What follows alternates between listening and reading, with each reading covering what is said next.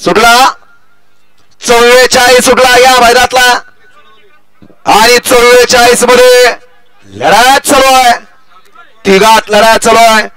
शेवटच्या क्षणाला कोण बाजी मारतोय पलीकडे सरकार पळतोय तिकडं कैची पळते परंतु बाजी मारली सरकारने बांबोळीच्या भैयाड गट क्रमांक 44 चा निकाल 44 चा निकाल आहे तास क्रमांक 6 वरून धावलेली गाडी